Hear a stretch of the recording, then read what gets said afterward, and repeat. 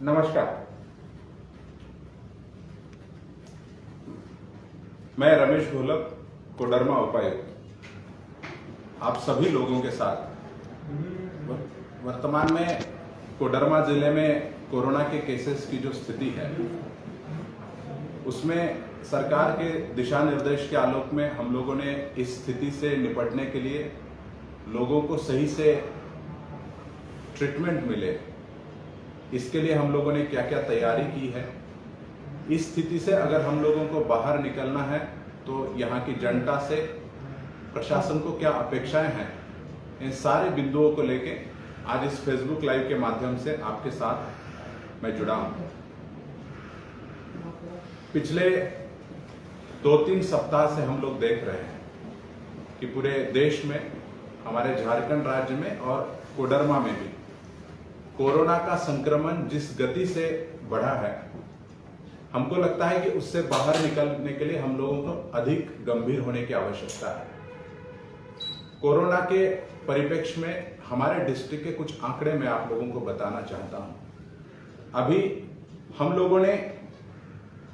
Koderma district में अभी तक 1,94,502 टेस्ट किए हैं। इतने लोगों का सैंपल हम लोगों ने कलेक्ट किया है और उसमें अभी तक 5,319 लोग पॉजिटिव आए हैं। उसमें से आज के अगर हम लोग बात करें तो 1,422 लोग हमारे आज की स्थिति में एक्टिव केसेस में दिख रहे हैं। इन आंकड़ों में हम लोग पॉजिटिविटी रेट की बात करें कि अगर हम लोग 100 लोगों का सैंपल कलेक्ट करते हैं तो कितने लोग पॉजिटिव आते हैं। ओवरऑल पॉजिटिविटी की हम लोग बात करें कि जब से पिछले साल में कोरोना शुरू हुआ तब से आज तक हम लोगों का ओवरऑल जो पॉजिटिविटी रेट है, या फर्स्ट जो वेव थी एक साल में जो हम लोगों का पूरा स्थिति रहा, तो उसमें 2% के आसपास हम लोगों का पॉजिटिविटी रेट रहा, ओवरऑल पॉजिटिविटी। लेकिन पिछले 2 से 3 सप्ताह की हम बात करें, अगर सिर्फ इस अप्रैल माह की हम लोग बात करें, तो हम लोगों का पॉजिटिविटी लगभग 19% है। मतलब 100 में से 19 लोग हमारे लगभग जिनके टेस्ट लिए जा रहे हैं वो लोग पॉजिटिव पाए जा रहे हैं। और ये पॉजिटिविटी हम लोगों का, अगर हम ट्रूनेट की बात करें तो उसमें और ज्यादा है, ये 30% से भी ज्यादा है। तो हम लोगों को कहीं ना कहीं ये समझने की आवश्यकता है कि कितने अधिक संख्या में लोग संक्रमित हो रहे हैं। डेथ की हम लोग बात करें तो फर्स्ट वेव में पिछले साल में मार्च से लेके इस साल के मार्च एंड तक की अगर हम बात करें तो पूरे जिले में 29 लोगों की डेथ हुई थी, 29 लोगों की मृत्यु कोरोना के कारण हुई थी। उसमें भी 13 ही ऐसे लोग थे जो हमारे डिस्ट्रिक्ट में जिनका टेस्ट किया गया, यहाँ पर वो पॉजिटिव पाए गए और हमारे यहाँ पे ट्रीटमेंट के दौरान उनकी मृत्यु हो गई। बाकी 16 लोग ऐसे थे जो कहीं पे दूसरे शहरों में किसी अन्य बीमारी से अगर वो इलाज ले रहे थे किसी अस्पताल में, तो उनको वो कोरोना संक्रमित पाए गए और उनका डेथ हुआ। तो वो कोडरमा के थे, इसलिए उनका भी नंबर्स हम लोगों ने कोडरमा में ऐड किया था। मतलब 13 डेथ एक जगह पे है जो डिस्ट्रिक्ट में पॉजिटिव पाके डिस्ट्रिक्ट में डेथ हुए पूरे एक साल में। और इस मंथ में हम लोगों के यहाँ पिछले 20 दिन में लगभग 14 डेथ हम लोगों की हुई है। तो 14 मतलब आप इससे समझ सकते हैं कि जो लोग इसको हल्के में ले रहे हैं, इस सेकंड वेव के बारे में जिन लोगों को अभी भी ये लग रहा है कि कोरोना से कुछ नहीं होता है, जो एक निगेटिव अप्रोच के साथ गलत तरीके से लोग जो इस वेव की तरफ देख रहे हैं, तो उनसे मेरा आग्रह है कि आप स्थिति को समझें और एक नागरिक, जिम्मेदार नागरिक होने का फर्ज निभाने की आपकी बारी है। अभी हम लोगों को ये समझना होगा अब कि अगर हमको इससे बाहर निकलना है तो प्रशासन क्या कर रहा है और जनता को क्या करना है। क्योंकि अगर इस बीमारी को हम लोगों को हराना है तो सिर्फ प्रशासन, मेडिकल के हमारे जो भी कोरोना वॉरियर्स है वो, या फ्रंटलाइन वर्कर्स है, सिर्फ वो प्रयास करें तो उससे ये स्थिति से हम लोग बहुत जल्दी बाहर नहीं आ सकते हैं। इसके लिए एक सामूहिक प्रयास की आवश्यकता है। तो हम कुछ बातें आप लोगों के साथ शेयर करना चाहते हैं। सबसे पहले तो जब भी ये बात होती है कि लोग संक्रमित हो रहे हैं तो सबसे पहले हम लोग ये देखते हैं कि उनको इलाज की व्यवस्था हमारे डिस्ट्रिक्ट में क्या है। कोडरमा के जो लोग इस माध्यम से हमको सुन रहे हैं उनको पता होगा कि जब पिछले साल में कोरोना की समस्या शुरू हुई थी, मार्च एंड की हम बात कर रहे हैं पिछले साल की, तो हमारे पूरे डिस्ट्रिक्ट में एक वेंटिलेटर था, वो भी एक निजी अस्पताल में था। तो वहां से लेके हम लोगों ने इस लड़ाई की शुरुआत की थी। आज की स्थिति की अगर हम लोग बात करें तो आज हमारे डिस्ट्रिक्ट में हम लोगों ने 637 बेड अभी रेडी रखे हैं और यदि आवश्यकता होगी तो हम इसको बढ़ाएंगे। ये 637 जो हमारे बेड है, ये मतलब विदाउट ऑक्सीजन सपोर्ट के और ऑक्सीजन सपोर्ट के दोनों मिलाकर है, और इसमें कुछ निजी अस्पताल है उनके भी बेड्स इसमें सम्मिलित है। अगर ऑक्सीजन सिलेंडर की हम लोग बात करें तो हमारे यहाँ पे पिछले साल सदर अस्पताल में सिर्फ 20 ऑक्सीजन बेड थे, हमारे जो गवर्नमेंट के बेड थे। आज हम लोगों के पास निजी अस्पताल के और हमारे सदर अस्पताल के 60, ये मिला के 102 बेड अभी हमारे पास ऑक्सीजन सपोर्टेड है, प्लस हमारे पास 34 ऑक्सीजन कॉन्सेंट्रेटर है और 11 वेंटिलेटर हम लोगों के पास है। इसके अतिरिक्त हम लोगों ने अभी लगभग 40 ऐसे जो जंबो सिलेंडर जिसको हम लोग बोलते हैं, जो इंडस्ट्रियल यूज के काम आते हैं, उनको कन्वर्ट करा के उसमें से 10 जंबो सिलेंडर आज हम लोगों ने रिसीव किए हैं और 30 सिलेंडर हमारे अगले 2-3 दिन में हम लोग उसको रिसीव करेंगे, और 50 हमारे बी टाइप सिलेंडर भी हम लोग अगले 1 सप्ताह के अंदर उस 50 बेड को भी एक्टिवेट कर रहे हैं। निजी अस्पताल के सभी जो ऐसे डॉक्टर्स हैं जहां ये संभावना है कि वहां पे भी कोविड पेशेंट को इलाज कराने के लिए सफिशिएंट मेडिकल की इंफ्रास्ट्रक्चर अवेलेबल है, तो ऐसे चिकित्सकों के साथ हम लोगों ने 2 बार मीटिंग की है और उन्होंने भी हम लोगों को आश्वस्त किया है कि अभी जो स्थिति है उससे और ज्यादा ऑक्सीजन सपोर्टेड बेड बढ़ाने के लिए वो लोग भी लगभग प्रयासरत हैं। तो मुझे लगता है कि अभी जो हमारी स्थिति है उसमें सरकार का जो निर्देश था कि कोविड से निपटने के लिए प्राइवेट अस्पताल अपने 50% बेड कोविड पेशेंट के लिए रिजर्व करें, तो इसमें यहाँ के डिस्ट्रिक्ट के जो भी प्राइवेट संचालक है, चिकित्सक है, उन्होंने काफी अच्छा सहयोग दिया है और उन्होंने अपने बेड रिजर्व करने में एक कदम आगे बढ़ाया है। कई ने रिजर्व की है, मैक्सिमम जगह पे उन्होंने ये कह दिया है कि अब यहाँ पे कोविड पेशेंट आके इलाज कर सकते हैं। बेड मैनेजमेंट की अगर बात करें तो सरकार के द्वारा ये निर्देश था कि हर अस्पताल के ऊपर एक हम लोगों को पदाधिकारी की नियुक्ति करनी थी, तो जितने निजी अस्पताल है वहां पे हम लोगों ने एक कर्मी की नियुक्ति की है जो पदाधिकारी है हमारे, और डिस्ट्रिक्ट में हम लोगों ने बेड मैनेजमेंट को लेके एक सेल बनाया है और इसमें नोडल पदाधिकारी हमारे जो अनुमंडल पदाधिकारी है उनको हम लोगों ने उसमें चिन्हित किया है। हम लोगों ने जो सरकार के द्वारा जो निजी अस्पतालों में कोविड के जो पेशेंट्स ट्रीटमेंट लेंगे, तो उसमें जो पूरे राज्य के विभिन्न शहरों को कैटेगराइज किया गया है, उस कैटेगरी में हमारा डिस्ट्रिक्ट जिस कैटेगरी में पड़ रहा है, प्लस उस हॉस्पिटल में जो मरीज जाके एडमिट होगा उसकी मेडिकल स्थिति या उसके जो कोविड की स्थिति है वो आइदर वो माइल्ड कैटेगरी में है, मॉडरेट कैटेगरी में है या सीवियर कैटेगरी में है, इसके अनुसार उनको कितना चार्ज मरीज से लेना है इसके दर निर्धारित किए हैं और वो हम लोगों ने सबको कम्युनिकेट भी कर दिया है। यदि कोई पेशेंट्स वहां पे इलाज लेता है और उनको लगता है कि हमको सरकार के द्वारा जो रेट तय किए गए हैं उनसे अधिक हमसे वहां चार्ज किया जा रहा है, तो उस स्थिति में ऐसे केसेस को वेरीफाई करने के लिए हम लोगों ने डिस्ट्रिक्ट में एक ग्रीवांस रिड्रेसल सेल भी बनाया हुआ है। तो यदि आपको उस तरह की भी कोई कठिनाई आती है तो आप उनसे संपर्क स्थापित कर सकते हैं। कुछ हॉस्पिटल्स के नाम मैं इस लाइव के माध्यम से आपको बताना चाहता हूं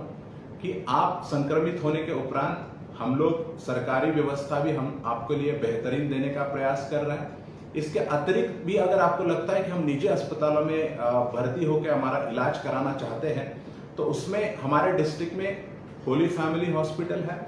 आर्यन हॉस्पिटल है, राज क्लिनिक है, पीजी हॉस्पिटल है, केयर हॉस्पिटल है, चंद्रा नर्सिंग होम है, पार्वती हॉस्पिटल है, न्यू कामेश्वरी हॉस्पिटल है,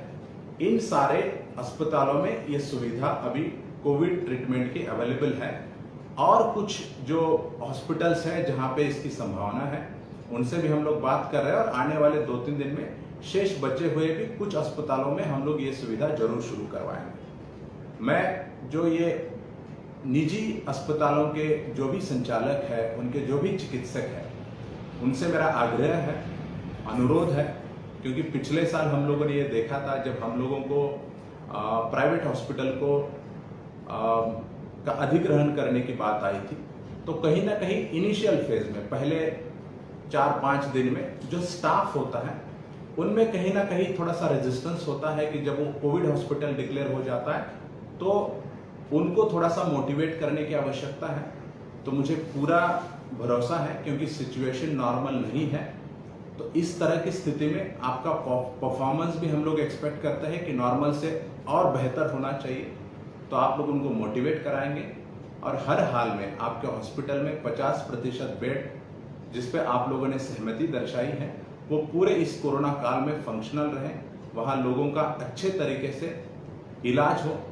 इस दिशा में आप लोग कार्रवाई करेंगे, इस पर मुझे पूरा भरोसा है। इसके बाद ये बेड अवेलेबिलिटी की बात हम लोगों ने की। हम टेस्टिंग की अगर बात करें, ट्रीटमेंट की बात करें, या होम आइसोलेशन में जो लोग रहते हैं उसकी अगर हम लोग बात करें, तो हम जो हमारे डिस्ट्रिक्ट की स्थिति है उसके बारे में कुछ बातें आप लोगों के माध्यम से शेयर करना चाहते हैं। एक तो टेस्ट इस स्थिति में किनको कराना चाहिए? मुझे लगता है कि जो लोग, क्योंकि अभी हम लोग देख रहे हैं कुछ ऐसे राज्य हैं जहां पे कोरोना संक्रमण की स्थिति काफी गंभीर हो गई है, तो कुछ राज्यों ने लॉकडाउन लगवाए हैं, कुछ राज्यों ने नाइट कर्फ्यू लगाए हैं। और आप लोग जानते हैं कि कोडरमा के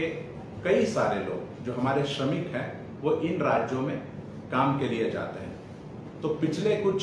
सप्ताह में हम लोग देख रहे हैं कि ये लोग निजी वाहनों के माध्यम से, पब्लिक ट्रांसपोर्ट के माध्यम से और रेलवे के माध्यम से या अन्य जो भी संसाधन है उसके माध्यम से ये लोग अपने जिले में वापस लौट रहे हैं। तो मेरा आग्रह है ऐसे लोगों से कि आप लोग अपनी टेस्ट करवाएं। आप लोग जब वापस लौटते हैं तो मिनिमम 14 दिन आप लोग अलग से आइसोलेशन में रहिए। इससे कोई मतलब नहीं है कि आपको सिम्टम्स है अथवा नहीं है, क्योंकि सिम्टम्स नहीं होने वाले लोग भी पॉजिटिव होते हैं। और मुझे लगता है ऐसे ही लोग एक फॉल्स उनके अंदर सेंस रहता है कि हमको सिम्टम्स नहीं है तो हम पॉजिटिव नहीं है, और उनका मूवमेंट ज्यादा होता है और वही लोग फिर सुपर स्प्रेडर बन जाते हैं। तो मेरा आग्रह है ऐसे लोगों से कि आप लोग जब बाहर से लौटते हैं तो अपनी स्वयं की सुरक्षा के लिए, अपने फैमिली मेंबर्स की सुरक्षा के लिए और अपने समाज की सुरक्षा के लिए आप लोग खुद को आइसोलेट करके रखें। क्योंकि देखिए कई सारे ऐसे मामले आप लोग पूरे देश में सुन रहे होंगे कि घर का कोई नौजवान लड़का बाहर काम करने के लिए जाता है, या वो घर पर आने के बाद जो सरकार के डायरेक्शंस है उसको बिना फॉलो किए कहीं पे बाहर घूमता है। उसकी इम्यूनिटी तो अच्छी रहती है, लेकिन उसको सिम्टम्स ज्यादा डेवलप नहीं होते, लेकिन उनके घर में रहने वाले उनके बुजुर्ग जो माता पिता होते हैं या उनके जो भी रिश्तेदार होते हैं, उनको जब संक्रमण हो जाता है तो ऐसे कई सारे अपनों को हम लोगों को गंवाना पड़ता है। तो इन लोगों से मेरा आग्रह होगा कि आप आइसोलेट करके रहिए अलग से। यदि आपको किसी भी तरह के सिम्टम्स होते हैं, जो बाहर से लौट रहे हैं प्लस जो जिले में रह रहे हैं, आपको किसी भी तरह का सिम्टम्स है तो आप इमीडिएटली अपनी जांच कराइए। यदि आपको लगता है कि आपके घर में कोई भी संक्रमित पाया गया है या आपका कोई फ्रेंड संक्रमित हुआ है या कोई भी व्यक्ति जो संक्रमित हुआ है और उसके आप संपर्क में आए थे, तो आपको इमीडिएटली आपकी जांच करा लेनी चाहिए। अब जांच के बारे में आप लोगों को पता है कि 3 तरह की जांच हम लोग कर रहे हैं। एक तो आरटीपीसीआर से जांच करते हैं, दूसरा जो आरटीपीसीआर की जांच होती है उसके सैंपल कलेक्ट करके हम लोग हजारीबाग भेजते हैं, वहां के लैब में भेजते हैं, जहां से आजकल क्योंकि सभी डिस्ट्रिक्ट्स में केसेस ज्यादा होने के कारण, टेस्टिंग ज्यादा होने के कारण कहीं ना कहीं वहां पे लोड आ रहा है और वहां पे पेंडेंसी रहने के कारण थोड़ा सा विलंब हम लोगों को उसके रिजल्ट्स आने में लग रहा है। दूसरा टेस्ट हम लोग करते हैं ट्रूनेट से, जिसका हम लोगों का सैंपल लेने के बाद 24 घंटा में रिपोर्ट देने का हम लोग प्रयास करते हैं। और थर्ड होता है रैपिड एंटीजन से, जिसमें हम लोग इमीडिएटली आधे घंटे में 1 घंटे के अंदर उन लोगों को बता देते हैं कि वो आइदर पॉजिटिव है या नेगेटिव है। तो इसमें आप लोगों को किसी भी एक माध्यम से आप लोग जांच कराते हैं, तो उसके बाद की जो स्थिति है, क्योंकि रिसेंटली जो पिछले एक सप्ताह का 10 दिन का जो ट्रेंड हम लोग देख रहे हैं, मेरा आपसे आग्रह है, क्योंकि कई सारे केसेस हम ऐसे देख रहे हैं पिछले 5-7 दिन में, तो इस तरह के केसेस में बढ़ोतरी हो रही है कि लोग हॉस्पिटल में आ जाते हैं कि उनको कुछ सिम्टम्स आए हुए हैं, स्पेशली रेस्पिरेशन ब्रीदिंग में उन लोगों को इश्यू होता है, और उनका जब हम लोग टेस्ट लेते हैं, जब उनका पल्स ऑक्सीमीटर से हम लोग उसका ऑक्सीजन सैचुरेशन चेक करते हैं, तो पता चलता है कि उसका ऑक्सीजन सैचुरेशन काफी कम हुआ है। या कई बार स्पेशली रैपिड आरटीपीसीआर टेस्ट में यह पाया जा रहा है कि यदि कोई व्यक्ति आरटीपीसीआर टेस्ट में निगेटिव आ जाता है, लेकिन उसको अगर खांसी आ रही है, उसको अगर ब्रीदिंग में कुछ इश्यूज आ रहे हैं, तो वो लोग जब HRCT स्कैन करा रहे हैं तो उसमें उनका स्कोर आ रहा है, मतलब उसमें उनका लंग्स इन्फेक्टेड दिखा रहा है। तो ऐसे लोग जिनका आरटीपीसीआर से अगर टेस्ट निगेटिव भी आ जाता है, लेकिन उनको अगर कोई भी लक्षण है, या फिर उनको लगता है कि हम HRCT स्कैन कराने के बाद हमारे लंग्स में इन्फेक्शन है, तो ऐसे लोगों पे इमीडिएटली ट्रीटमेंट शुरू होना आवश्यक है। हमने सरकारी अस्पताल के और निजी अस्पताल के सभी चिकित्सकों को ये निर्देश दिया है कि कोई भी आपके पास पेशेंट्स आता है जिसके कोरोना के कोई ना कोई लक्षण उसमें दिख रहे हैं, तो उस व्यक्ति की कोरोना टेस्ट अगर नहीं भी हुई है, तब भी आप इमीडिएटली उस पर ट्रीटमेंट शुरू करा दीजिए। कोरोना का टेस्ट लंबित है या कोरोना का टेस्ट नहीं हुआ है, इसके कारण किसी भी व्यक्ति पे ट्रीटमेंट कराने में देरी नहीं होनी चाहिए। दूसरा, जो मैंने अभी कहा था कि अगर आपका कोरोना टेस्ट निगेटिव भी आ गया है, लेकिन आपके HRCT स्कैन में या एक्सरे में या ऐसे भी आपको दिखता है कि उसमें क्लियर सिम्टम्स है कोरोना के, तो सरकार का भी ये निर्देश आया है कि उनको प्रिजम्पटिव कोविड के केसेस मानते हुए उन पर ट्रीटमेंट शुरू होना चाहिए। तो ऐसे लोगों पे ट्रीटमेंट कराने के लिए हम लोगों ने सभी चिकित्सकों को बहुत क्लियर डायरेक्शंस दिए हैं। आप लोगों से भी आग्रह है कि यदि आपका टेस्ट निगेटिव आ जाता है और आपको सिम्टम्स है, तो आप इस स्थिति में ना रहे कि हमको कोविड नहीं है तो हमको ट्रीटमेंट कराने की जरूरत नहीं है, हम लोग ऐसे ही ठीक हो जाएंगे। तो इसको काफी गंभीरता से लेने की आवश्यकता है, क्योंकि इस सेकंड वेव में लंग्स इन्फेक्शन वाले केसेस प्लस ऑक्सीजन सैचुरेशन लो होने वाले केसेस हम लोगों को इसमें बढ़ोतरी देखने को मिल रही है। तो इसको हर एक सिम्टम्स को जो भी आता है उसका इमीडिएट इलाज कराना और उसको गंभीरता से लेना, ये काफी इंपॉर्टेंट है। देन जो लोग पॉजिटिव आते हैं, उसमें उन लोगों के लिए कुछ महत्वपूर्ण बातें मैं शेयर करना चाह रहा हूं। देखिए, जब भी कोई व्यक्ति संक्रमित हो जाता है, मतलब वो कोविड टेस्ट उसकी पॉजिटिव आ जाती है या टेस्ट उसकी पॉजिटिव नहीं भी है, लेकिन कोई घर में रह रहा है, उस व्यक्ति को कोरोना के सिम्टम्स है, तो इमीडिएटली आपको जो भी आपके निबंधित चिकित्सक है, जिनके आप बहुत सारे लोगों के फैमिलीज डॉक्टर होते हैं या अगल बगल के आपके जो भी निबंधित चिकित्सक है, उनसे आप इमीडिएटली कांटेक्ट करें और जो भी सिम्टम्स आपको आ रहे हैं उनको चिकित्सीय परामर्श के आलोक में इलाज इमीडिएटली शुरू कर दीजिए। दूसरा, ये निबंधित चिकित्सकों के अलावा आप लोग जो हमारे CHCs है, सामुदायिक स्वास्थ्य केंद्र है, उनके जो MOICs है, ये जितने भी आज इस फेसबुक लाइव में हम लोग आपके साथ डिफरेंट सेल के, डिफरेंट नोडल पदाधिकारियों के, डिफरेंट ऑफिसर्स के नाम बता रहे, उनके सारे फोन नंबर्स आज हम हमारे सभी अकाउंट से शेयर कर लेंगे। ऑलरेडी हम लोगों ने अखबार में भी दिए हैं। तो जो सामुदायिक स्वास्थ्य केंद्र के हमारे MOICs है, उनसे आप लोग इमीडिएटली बात करके चिकित्सीय परामर्श उनसे ले सकते हैं, या हम लोग टेलीमेडिसिन के लिए 3 नंबर जारी किए हैं, उसमें कुछ संशोधन करके फिर हम एक संशोधित ऑर्डर आज इशू कर रहे हैं। उसमें जिन डॉक्टर्स को समय के अनुसार उनका टेलीमेडिसिन के लिए ड्यूटी दी गई है, क्योंकि इसमें काफी इंपॉर्टेंट है। देखिए, अगर किसी डॉक्टर्स को हम लोगों ने 11 बजे से 7 बजे तक ड्यूटी दी है, तो मेरा आपसे आग्रह रहेगा कि उन डॉक्टर को उसी समय में आप कॉल करें। ये दूसरे समय में या दूसरे दिन हो सकता है किसी दूसरे चिकित्सक का ड्यूटी है, ताकि एक व्यक्ति पे ज्यादा लोड ना आए। इसके अतिरिक्त हम लोगों का डिस्ट्रिक्ट कंट्रोल रूम का नंबर है, होम आइसोलेशन का नंबर है जो कंट्रोल जहां से किया जा रहा है, देन हेल्पलाइन नंबर है हमारे। सभी इंसिडेंट कमांडर जो हमारे अंचल अधिकारी, बीडीओ, एग्जीक्यूटिव ऑफिसर्स हैं, उनके नंबर हम फ्लैश किए हैं। आज फिर से हम लोग उसको फ्लैश करेंगे। तो जब भी आप पॉजिटिव आते हैं या जब भी आपको किसी तरह के सिम्टम्स आते हैं तो इनमें से आप किसी भी नंबर्स पे कांटेक्ट कर लीजिए और ये सुनिश्चित कर लीजिए कि आपको जो सिम्टम्स आए हैं उसके अनुसार कौन सी दवाई खानी है इसकी जानकारी मिले और इमीडिएट आप उसका जो निबंधक चिकित्सक जो हम बता रहे थे या इनमें से जो भी डॉक्टर्स है उनके सलाह के अनुसार दवाइयों का सेवन शुरू करें। इसके बाद अब जो होम आइसोलेशन में लोग रहते हैं, जैसे होम आइसोलेशन में रहने के लिए गाइडलाइंस पूर्व में जारी की गई है कि व्यक्ति को होम आइसोलेशन में रहने के लिए अलग से कमरा होना चाहिए, अलग से वॉशरूम होना चाहिए, जो भी उसमें कंडीशंस दी गई हैं। अगर वो व्यवस्था आपके घर में है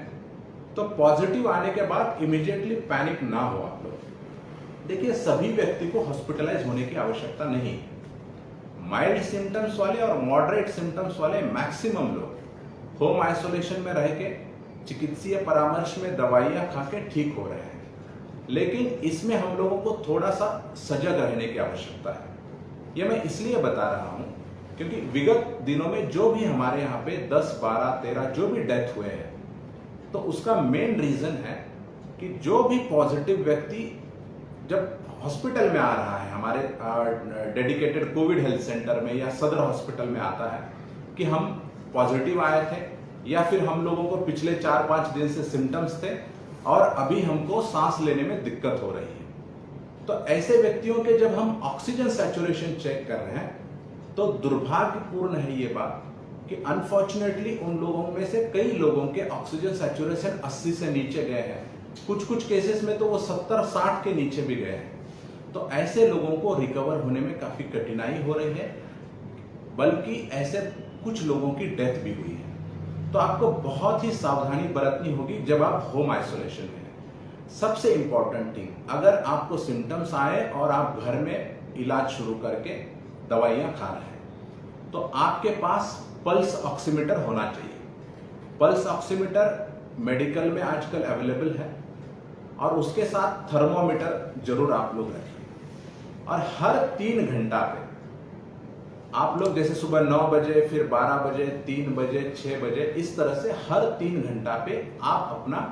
ऑक्सीजन सैचुरेशन जरूर चेक करें। वो छोटा सा मशीन है जो आप उंगली में लगाते हैं और उसमें क्लियर कट दिख जाता है कि आपके शरीर का SpO2 मतलब ऑक्सीजन सैचुरेशन कितना है। तो वो ऑक्सीजन सैचुरेशन नॉर्मली हमारा 95 के अबव रहना चाहिए, मतलब 96, 97, 98, 99 रहना चाहिए। यदि आप घर में रह रहे हैं और आपको लगता है कि आपका ऑक्सीजन सैचुरेशन 95 के नीचे आ रहा है तो आपको अलर्ट होने की आवश्यकता है। आप तुरंत डॉक्टर से संपर्क करें और उनको आपकी स्थिति के बारे में अवगत करें, या फिर आप तुरंत हमारे जो DCHC है वहां पे संपर्क करें। यदि आपका ऑक्सीजन सैचुरेशन 90 के नीचे आ रहा है तो ये बहुत चिंता की बात है। आपको इमीडिएटली हॉस्पिटलाइज होना चाहिए, आपको एडमिट होने की आवश्यकता है। तो मेरा ये पुनः आग्रह होगा, अगर हमको डेथ कम करने हैं तो सबसे इंपॉर्टेंट ये बात है कि आपके शरीर का जो ऑक्सीजन सैचुरेशन है उसको हम लोगों को काफी गंभीरता से और हर 3-4 घंटे के बाद उसको हम लोगों को मॉनिटर करना होगा। और स्पेशली जो लोग 45 साल के ऊपर के हैं, क्योंकि देखिए कोविड के केसेस में आप लोगों ने देखा होगा, पिछले 1 साल से हम लोग देख रहे हैं जो मॉर्टेलिटी रेट है, जो मृत्यु दर है, वो 45 साल के अबोव वाले जो लोग हैं उनका ज्यादा है। इसलिए उनको तो ये अत्यंत ही आवश्यक है कि उनके ऑक्सीजन सैचुरेशन के लेवल को लगातार चेक किया जाए। अब इसका अर्थ ये नहीं है कि जिनका उम्र 45 साल के नीचे है वो बिल्कुल बेफिक्र होकर रहे। 45 साल के नीचे वाले भी कुछ लोगों की डेथ हुई है और वो ऑक्सीजन सैचुरेशन आपका लो होने के कारण ही हुई है। तो ऐसे लोग, जो भी व्यक्ति पॉजिटिव आता है, वो ऑक्सीजन सैचुरेशन जो पल्स ऑक्सीमीटर से और अपना थर्मोमीटर से टेम्परेचर, जो आपका फीवर है, तो वो हर 3 घंटा के बाद उसके रिकॉर्डिंग करते रहें। कागज पे एक चार्ट बना के आप लिखते रहो। आपके जो डॉक्टर्स हैं उनको हर दिन का बताओ कि आज आपका ऑक्सीजन सैचुरेशन कितना था, आपका टेम्परेचर कितना था। और जो दवाइयों की बात हम लोग कर रहे हैं तो उसमें और एक बात मैं आपको बताना चाहता हूं कि स्वास्थ्य विभाग के द्वारा और जिला स्वास्थ्य कमेटी जो है, जिले के जो हमारे स्वास्थ्य विभाग है, उनके द्वारा भी हम लोगों ने एक एडवाइजरी जारी की है, जिसमें हम लोगों ने यह कहा है कि किस व्यक्ति को कौन सा सिम्टम्स होता है, तो कौन सी दवाई खानी है और कितने दिन तक और कैसे डोज लेना है उसका। जैसे आपको मान लिया जाए कि फीवर है, तो आपको फीवर है तो आपको कौन सी दवा खानी है, उस दवा का नाम उसमें लिखा हुआ है। वो दवा सुबह शाम खानी है कि सिर्फ शाम को खानी है, खाली पेट खानी है कि खाना खाने के बाद खानी है और कितने दिन खानी है, इसकी पूरी जानकारी उसमें लिखी गई है। इसलिए आपको जब भी इस तरह का कुछ सिम्टम्स आते हैं तो आप वो जो एडवाइजरी जारी की गई है वो हमारे फेसबुक अकाउंट पे है, हमने सोशल मीडिया के माध्यम से, प्रेस के माध्यम से भी इसको प्रसारित करने का कार्य किया है। आप उसको आप देख ले और डॉक्टर से बात करके बोल दीजिए कि उसमें से हमको ये 3 लक्षण हैं, तो उसमें जो ये दवाइयाँ लिखी हुई है वो हम मेडिकल से लाके उसको खा सकते हैं क्या, तो उनसे परामर्श करके आप लोग इमीडिएटली आपका इलाज शुरू करें।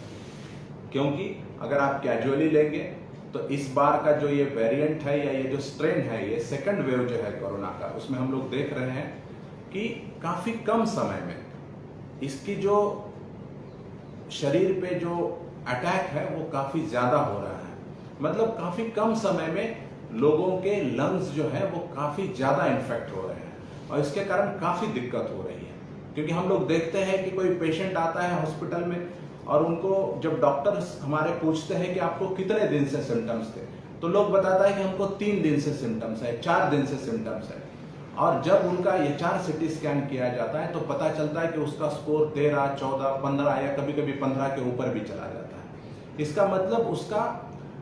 60-70% तक लंग्स इन्फेक्ट हुआ होता है। तो उस स्थिति में रिकवर करने में काफी कठिनाइयां आती है। इसलिए जब भी आपको लक्षण शुरू होते हैं, तो ये चाहे लंग्स इन्फेक्शन को लेके या बाकी जो भी आपको सिम्टम्स दिखते हैं, उसको रोकने के लिए, उससे आपको ठीक करने के लिए जो मेडिकल एडवाइस जो हम लोगों ने एडवाइजरी में लिखे हुए हैं, उसको देख के आप लोगों को इलाज शुरू कराना अत्यंत ही आवश्यक है। अब हम लोग जो होम आइसोलेशन के लोगों के लिए हम लोगों ने बताया, मैं अगेन रिपीट करता हूं क्योंकि मैक्सिमम केसेस हमारे होम आइसोलेशन में है। ये होम आइसोलेशन के केसेस को जितने अच्छे तरीके से हम लोग उनको एडवाइस दे पाएंगे, उनको सारी सुविधाएं उपलब्ध कराने पाएंगे, उतने हमारे डेथ के जो केसेस हैं वो कम होंगे। अब इसके लिए हम बताते हैं, जब आप होम आइसोलेशन में हैं तो आप किनसे संपर्क स्थापित कर सकते हैं, हम फिर से बता देते हैं। एक तो आपके निबंधित चिकित्सक, देन दूसरा हमारे CHC के मेडिकल ऑफिसर इंचार्ज, हमारे सभी प्रखंड के BDO, CO, एग्जीक्यूटिव ऑफिसर जो हमारे इंसिडेंट कमांडर है। इसके अतिरिक्त हम लोगों का डिस्ट्रिक्ट कंट्रोल रूम के 2 नंबर्स हैं। हम लोगों ने जो होम आइसोलेशन में रह रहे लोगों के लिए डेडिकेटेड 3 शिफ्ट में 5-5, 6-6 लोगों की ड्यूटी लगाई है। वो आपको फोन करना शुरू कर दिए हैं। आप जैसे ही संक्रमित पाया जाता है, आप आपके MOIC से या आपकी ANM से तुरंत बात कर लीजिए और उनको बोलिए कि हम कोरोना पॉजिटिव पाए गए हैं या हमको कोरोना के लक्षण हैं। तो सरकार के द्वारा जो आपको कहा गया है कि पॉजिटिव पेशेंट्स को मेडिकल किट उसके, अगर वो होम आइसोलेशन में रह रहा है तो उसके घर पे देना है। तो अगर वो आपको नहीं मिला है तो आप इमीडिएटली बात कीजिए उनसे। अगर वहां से आपको नहीं रिस्पॉन्स मिलता है तो आप कंट्रोल रूम में कंप्लेंट कीजिए, हेल्पलाइन नंबर में कीजिए। हम सभी लोगों के नंबर आपके पास है। यदि फोन आपका नहीं उठता है तो आप हम लोगों को या किसी भी वरीय पदाधिकारी को व्हाट्सएप पे मैसेज डाल दीजिए कि आपका नाम क्या है, आप पॉजिटिव आए हैं और आपको क्या तकलीफ हो रही है, या फिर आपको जैसे मान लिया जाए कि हॉस्पिटलाइज होने की आवश्यकता है या फिर आपको मेडिकल किट नहीं मिला है, तो आप पैनिक हुए बिना अपना ये जो प्रयास है वो करें। हम लोग पूरा प्रयास करेंगे कि ये व्यवस्था अत्यंत सुचारू रूप से चलती रहे, कि इमीडिएटली लोग पॉजिटिव आ जाएंगे तो आपको सारी सुविधाएं घर पर मिले। चिकित्सीय परामर्श के लिए जैसे हमने कहा कि आपको टेलीमेडिसिन की व्यवस्था है, प्लस हमारे कंट्रोल रूम से और जो होम आइसोलेशन का मॉनिटरिंग का सेल है वहां से हम लोग रेगुलरली आपको फोन कराने का प्रयास हम लोगों का रहेगा। लेकिन मैं कह रहा हूं लेकिन इन सब से आगे बढ़ के आपको अपनी स्वास्थ्य को लेके बहुत ज्यादा सीरियस रहने की आवश्यकता है। देखिए, इन केस अगर मान लिया जाए कि आपने जो नंबर लिखवा के दिया था उसमें से एक आध डिजिट गलत हो, आपको नंबर नहीं लगा, तो किसी का फोन हमको नहीं आया मतलब हम स्वस्थ है, इसका ये मतलब नहीं है। आपको स्वयं भी जो सारे नंबर जारी किए हैं, और इसमें मैं चाहता हूं कि हर एक गांव में जो ग्राम स्तरीय समितियां हैं, पंचायत स्तरीय समितियां हैं, जो हमारे वॉलंटियर्स लोग हैं, हम लोगों ने 5400 युवाओं को चिन्हित किया है, जो एंटी कोरोना पुलिस हम उनको बोल रहे हैं, जो वॉलंटियर्स हैं हमारे, उनसे भी मेरा अपील है कि आपके गांव में किसी भी व्यक्ति की केवल उसके पास कोई नहीं पहुंचा या वो किसी के पास नहीं पहुंचा, इसके कारण डेथ नहीं होनी चाहिए, ये आपकी जिम्मेदारी होनी चाहिए। प्लस जो हमारी प्रोएक्टिव सर्विलांस की 1650 टीम हम लोगों ने जिले में गठित की है हर 100 घर पे, तो उन टीम को भी मैं अपील करता हूं, आग्रह करता हूं, मैं रिक्वेस्ट करता हूं आप सब लोगों को कि आप लोग अत्यंत संवेदनशीलता से, अत्यंत गंभीरता से अगले 1, 1.5, 2 माह अपने कार्य को करें। और ऐसे लोग जो आपके गांव में आए हैं, सिम्टोमेटिक्स है, जिनको आवश्यकता है मेडिकल केयर की, तो आप उनसे कांटेक्ट करके उनको सही इलाज शुरू करवाने की दिशा में जो आपकी रिस्पॉन्सिबिलिटी है उसका आप लोग निर्वहन करें। अब जो हमारे यहाँ पे संक्रमण जो है वो ना फैले, एक तो मैंने बता दिया कि पहले हम लोगों की बेड वगैरह की क्या व्यवस्था है, चिकित्सीय परामर्श के लिए क्या व्यवस्था है, टेस्टिंग की किस तरह की सुविधा है, होम आइसोलेशन में रहते हैं तो क्या करना है। अब इसके साथ साथ हम लोगों को देखना होगा कि जो संक्रमण जो बढ़ रहा है वो ना बढ़े, इसके लिए भी हम लोगों को कुछ चीजों पे ध्यान रखना होगा। एक तो पहले जो मैंने पहले कहा कि जो लोग बाहर से आ रहे हैं वो 14 दिन अपने घर में रहे, इसमें इन लोगों पे मॉनिटरिंग की जिम्मेदारी गांव के ये जो समितियां हैं, गांव के जो जिम्मेदार नागरिक हैं उनकी होनी चाहिए, ताकि आप लोग यदि इस तरह के कुछ लोग बाहर निकलते हैं तो आपका एक पॉजिटिव प्रेशर उन पे होना चाहिए। आप उनको अच्छे से समझा दीजिए कि आप अगले 14 दिन तक घर में रहिए, ताकि आपके कारण किसी अन्य व्यक्ति को संक्रमण ना हो। इसके अतिरिक्त सरकार ने समय समय पर कई सारी गाइडलाइंस जारी की है और इसको आपको अत्यंत गंभीरता से अनुपालन करना सुनिश्चित करना है। जैसे अभी गाइडलाइंस जो जारी हुआ है रिसेंटली, उसमें यह कहा गया है कि अंत्यविधि जो होता है और प्लस आपका जो शादी के फंक्शंस होते हैं वो छोड़ के, उसमें भी सिर्फ 50 लोगों की अनुमति दी गई है। वो छोड़ के अन्य किसी भी तरह का सामाजिक, धार्मिक, राजकीय किसी भी तरह का गैदरिंग पे रिस्ट्रिक्शंस लगाई गई है। मैं आपसे अपील करता हूं कि आने वाले समय में कोई भी व्यक्ति, कोई भी हो, वो व्यक्ति इस दिशा निर्देश का उल्लंघन ना करे।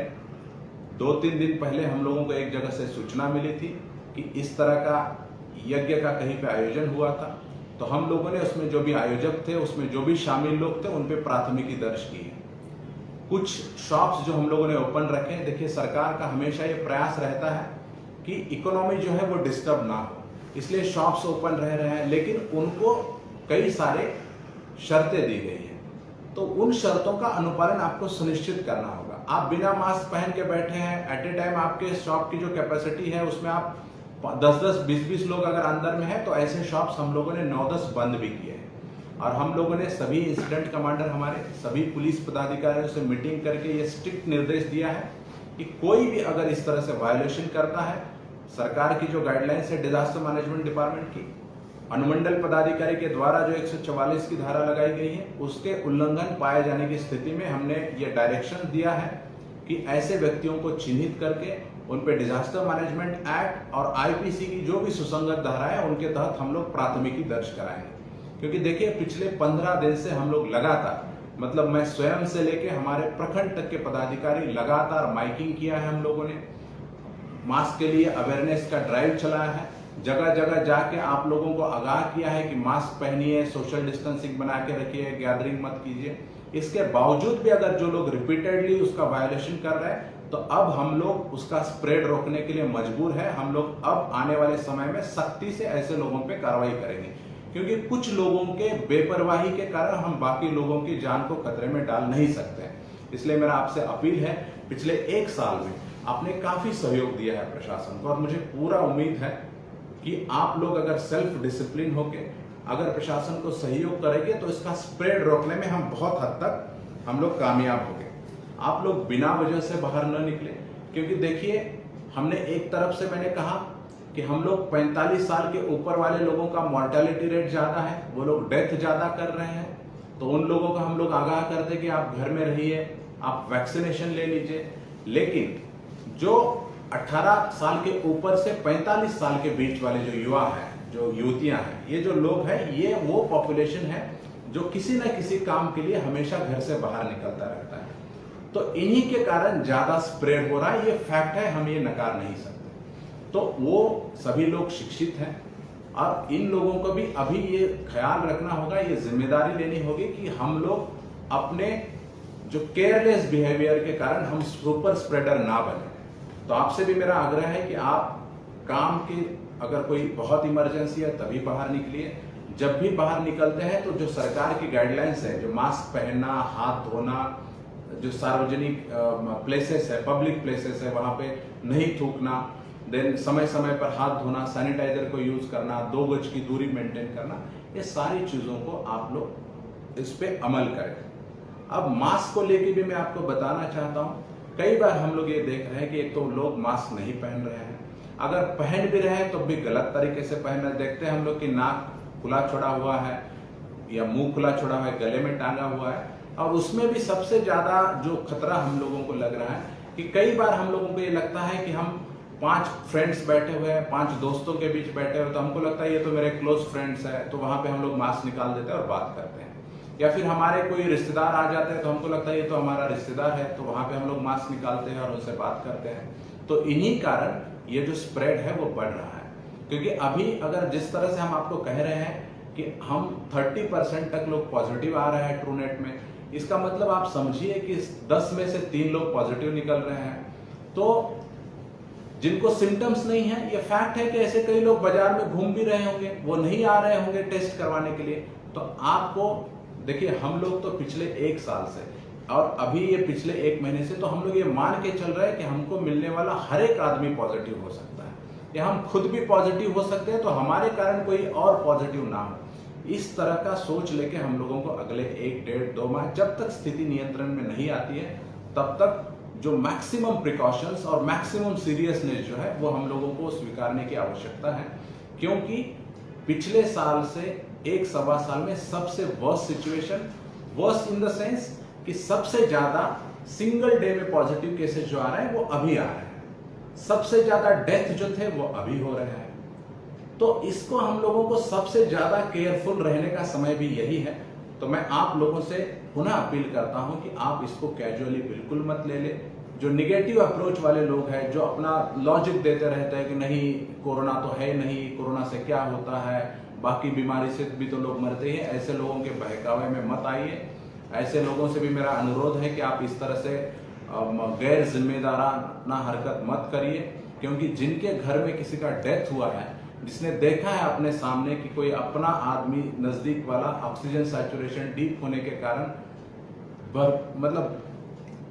पैसा होने के बावजूद भी हम लोग उसको नहीं बचा पाए, उन लोगों को पूछिए कोरोना है कि नहीं। तो मेरा पुनः आग्रह है कि आप लोग इसको गंभीरता से लें, और स्प्रेड को रोकने के लिए हमने सभी इंसिडेंट कमांडर को डायरेक्शंस दिए कि कुछ लोग ऐसे हैं जिनके संक्रमित होने की ज्यादा संभावना रहती है, और यदि वो संक्रमित होते हैं तो उनसे ज्यादा से ज्यादा लोगों को संक्रमण फैलने का भी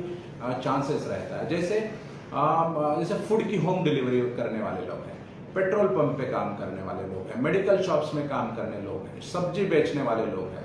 हेल्थ डिपार्टमेंट में काम करने वाले जो भी हमारे पैरामेडिकल स्टाफ, सफाई कर्मी हैं, हम जैसे लोग हैं जो पब्लिक कांटेक्ट में लगातार रहते हैं, जो सरकारी कर्मी हैं। तो मैंने अपील किया है, मैंने डायरेक्शंस दिए हैं कि कम से कम 3 सप्ताह में एक बार ऐसे सभी लोगों की जांच जरूर करवाएं। ये लोग भी स्वयं अपने से जाके जांच कराइए, ताकि आपके कारण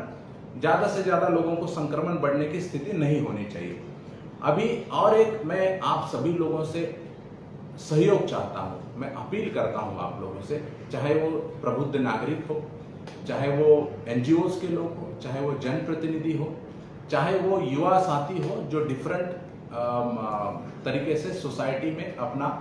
पॉजिटिव कंट्रीब्यूशन कर रहे हैं। तो मैं उनसे अपील करता हूं कि अभी जो माइक्रो कंटेनमेंट जोन बन रहे हैं, देखिए पिछले साल में स्थिति ये थी कि हम लोग जब कोई पॉजिटिव केस आता था तो 500 मीटर का 1 किलोमीटर रेडियस के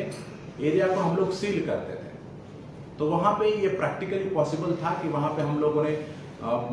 10 फोर्स डिप्यूट किया, मैजिस्ट्रेट डिप्यूट किया, माइकिंग कर रहे हैं, ड्रोन से निगरानी कर रहे हैं। लेकिन अभी क्योंकि जैसे मैंने कहा कि एक व्यक्ति संक्रमित होने के उपरांत बाकी लोगों का भी जो इकोनॉमी है, उनके जॉब्स है, वो कमा खा रहे हैं, तो उस पर बहुत निगेटिव इम्पैक्ट ना हो, इसलिए माइक्रो कंटेनमेंट का कंसेप्ट आया कि जिस घर में पॉजिटिव पाया जाता है उस घर पे हम लोग लगाते हैं कि यहाँ पे व्यक्ति संक्रमित पाया गया है, यहाँ के व्यक्ति घर से बाहर ना निकले। अब मेरा आग्रह होगा आपसे कि प्रैक्टिकली ये पॉसिबल नहीं है कि हर एक घर पे हम फोर्स मैजिस्ट्रेट लगा दें, तो ऐसे व्यक्ति जो संक्रमित पाए जाते हैं तो उनके घर से बाहर न निकले, वो और उनके परिवार के सदस्य। तो इसकी जिम्मेदारी जो है वो वहाँ अगल बगल में रहने वाले जो लोग हैं, वहाँ के जो जनप्रतिनिधि है, वहाँ की जो सिविल सोसाइटीज के लोग हैं, या अगर वो अपार्टमेंट है तो उस अपार्टमेंट की जो भी मैनेजमेंट की जो बॉडी होगी, उनको ये जिम्मेदारी लेनी होगी कि आप उन पे एक पॉजिटिव प्रेशर बना के रखिए कि वो घर से बाहर ना निकले। लेकिन यहाँ हम लोगों को ये ध्यान में रखना चाहिए कि आपका उनके साथ बिहेवियर बहुत अच्छा होना चाहिए। आप उनको टेलीफोन पे समझाइए अच्छे से, उनको कॉन्फिडेंस दीजिए, उनको थोड़ा सा मोटिवेटेड रखिए, उनको उनके साथ खड़े रहिए और उनकी जो भी आवश्यकता है, क्योंकि अगर वो 10, 12, 14 दिन घर से नहीं बाहर निकलेंगे तो उनको डेली की जो भी आवश्यकता है, चाहे दूध हो या घर के सब्जी हो, तो उसके लिए आप लोग सहयोग कीजिए कि उनके घर के डोर तक वो चीजें पहुंचाई जाए। क्योंकि अगर वो लोग अपनी मजबूरी में घर से बाहर निकलते हैं तो उनसे भी स्प्रेड की काफी ज्यादा संभावनाएं हैं। तो मुझे लगता है कि ये जो पॉजिटिव पाए गए घर के व्यक्ति घर से बाहर न निकले और उनको सारी सुविधाएं उनके घर में मिले, तो इसमें हम लोग आप सब लोगों से सहयोग की अपेक्षा करते हैं। इसके साथ साथ सबसे इंपॉर्टेंट जो स्थिति है, अगर इस स्प्रेड को रोकना है, अगर डेथ्स कम करने हैं, तो वैक्सीनेशन को कोई विकल्प नहीं है। अभी हम लोगों ने हेल्थ केयर वर्कर्स को वैक्सीनेट करवाया, फ्रंटलाइन वर्कर्स को वैक्सीनेट करवाया, और जो सरकार का डायरेक्शन था कि 45 साल के अबव के लोगों को वैक्सीनेशन करवाना है। अभी हमारे डिस्ट्रिक्ट में 45 साल के ऊपर वाले जो लगभग हम लोगों का जो भी टारगेट था, उसमें 30% के आसपास लोगों को हम लोगों ने वैक्सीनेट करवाया है। अब इसमें भी जो भी ये जिनका अभी मैंने नाम लिया था, वो सारे लोग इसको हमारे जो भी वैक्सीनेशन के कोविड वैक्सीनेशन सेंटर जो हमारे बनते हैं, हम लोग शेड्यूल निकालते हैं, पंचायतवार हम लोग लगा रहे हैं, तो आप लोग लोगों को मोटिवेट कराइए। जैसे कुछ दिन पहले मैं बाजार में गया था, तो उसमें कुछ लोगों से बात करते हुए हमको ये लगा था, उनके द्वारा बताया गया कि उन्होंने अभी तक वैक्सीन नहीं लिया है, बल्कि वो देखने से लग रहा था कि उनकी उम्र 50-60 साल के ऊपर है और वो लोग मार्केट में सब्जी बेच रहे हैं। अब आप इस चीज को समझिए कि अगर वो बेचारा पॉजिटिव हो जाएंगे तो उनको फिर रिकवरी में कितनी दिक्कतें आएंगी। तो इसलिए मेरा आपसे आग्रह है कि जो वैक्सीनेशन के ड्राइव हमारे चल रहे हैं, जहां पर भी गांव देहात में हम लोग ये इसके कैंप लगा रहे हैं, वहां जो भी एलिजिबल लोग हैं 45 साल के ऊपर के, उनको आप मोटिवेट कराइए और 100% गांव के जो प्रधान हैं उनको, गांव के जो ग्राम स्तरीय पंचायत स्तरीय समितियां हैं उनको ये टारगेट लेना चाहिए कि मेरे गांव में जो 45 साल के ऊपर वाले जितने लोग हैं, 100% लोगों का मैं वैक्सीनेशन कराऊंगा, ताकि हम ये नहीं कह रहे हैं कि वैक्सीनेशन होने के बाद लोगों को कोरोना नहीं होता है, लेकिन आपको कोरोना हो भी जाता है उसके बाद, तो उसका सीवियरिटी बहुत कम होता है, मतलब उसमें आपके डेथ होने के चांसेस बहुत कम है। आपको कुछ माइल्ड या मॉडरेट टाइप के सिम्टम्स आके आप रिकवर हो जाएंगे। तो मेरा आपसे आग्रह है, क्योंकि अभी देखिए डिस्ट्रिक्ट में मेरे बहुत सारे ऑफिसर्स जो इस कोरोना के संक्रमण के खिलाफ आप सबके लिए काम कर रहे हैं, तो वो मैक्सिमम मेरे ऑफिसर्स अभी पॉजिटिव हुए हैं। लेकिन सिर्फ राहत वाली बात हम लोगों को यही है कि उन्होंने वैक्सीनेशन जिन जिन लोगों ने लिया था, वो सभी लोग माइल्ड या मॉडरेट सिम्टम्स में है, तो कोई चिंता का बहुत बड़ा विषय अभी तक तो हमारे सामने नहीं है। तो अगर हमको इसको रोकना होगा, डेथ्स कम करने हैं, तो वैक्सीनेशन को कोई भी विकल्प नहीं है। तो मैं पुनः एक बार आप सब लोगों से अपील करता हूं इस फेसबुक लाइव के माध्यम से कि आप इस बीमारी को हल्के में ना ले लें। निगेटिव अप्रोच वाले जो लोग हैं, जो लोग अफवाहें फैला रहे हैं वैक्सीनेशन को लेके भी और दवाइयाँ, रिकवरी, ये सारी चीजों को लेके भी, वो लोग कृपया, अगर आप सहयोग नहीं कर सकते तो कम से कम इस तरह के अफवाहें ना फैलाएं। इम्यूनिटी जो आपकी होती है शरीर के अंदर की, उसको बढ़ाने के लिए आप लोग नियमित अंतराल पे आप लोग एक्सरसाइज करें, योगा करें। जो इम्यूनिटी बढ़ाने के लिए विटामिन सी आप लोग लेते रहिए, हल्दी दूध आप लोग लेते रहिए, जो काढ़ा की बात कही गई आयुष के द्वारा वो लेते रहें। जो लोग पॉजिटिव आते हैं उन लोगों के साथ आपका बिहेवियर अच्छा रखिए, क्योंकि उनको एक अच्छे इमोशनल सपोर्ट की आवश्यकता है, तो उनको गलत तरीके से ट्रीट आप लोग ना करें। मैं ये दोहराता हूं इस फेसबुक लाइव के अंत में कि अगर हमको इस कोरोना के खिलाफ की ये जंग जीतनी है, अगर जो भी स्थिति हमारे जिले की थी उसको हम लोगों को फिर से नॉर्मल लाइफ पे हम लोगों को वापस आना है, तो ये लड़ाई हम सब लोगों को मिलकर लड़नी होगी। इसमें हर एक व्यक्ति को जो जो अपना रोल है वो रोल निभाना होगा। अभी इस विपरीत स्थिति में पिछले 1-1.25 साल से जो भी मेडिकल फील्ड से जो भी लोग हैं, जो हमारे डॉक्टर्स है, पैरामेडिकल स्टाफ है, वहाँ के जो भी सफाई कर्मी है, एम्बुलेंस के ड्राइवर्स है हमारे, और जो फ्रंटलाइन वर्कर्स है, जो भी सिविल एडमिनिस्ट्रेशन के, पुलिस एडमिनिस्ट्रेशन के लोग हैं, जो भी इस लड़ाई में अपना योगदान दे रहे हैं, प्लस सारे ऐसे एनजीओज के लोग, जनप्रतिनिधि लोग और ऐसे सभी नागरिक जो सरकार के और प्रशासन के दिशा निर्देश का पालन करके एक तरीके से वो भी अपनी कोरोना वॉरियर्स की ही भूमिका निभा रहे हैं, उन सभी लोगों को मैं धन्यवाद देता हूं। और मेरी अपेक्षा है कि आने वाले समय में हम सब लोग मिलकर सारे दिशा निर्देशों का पालन करके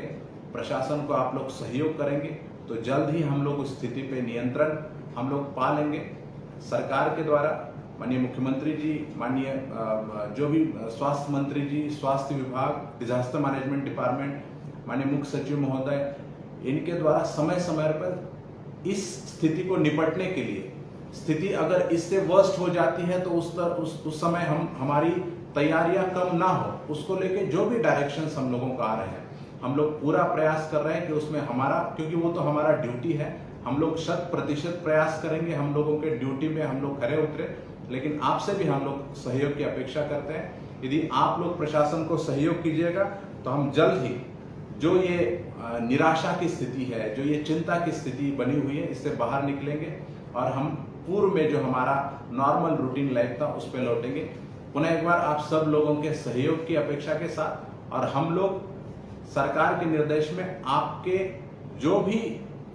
सिचुएशन आप फेस कर रहे हैं उसमें आपके साथ हम लोग खड़े रहेंगे। इन्हीं शब्दों के साथ मैं इस फेसबुक लाइव में आप सब लोगों की विदा लेता हूं। Thank you. जय हिंद, जय झारखंड।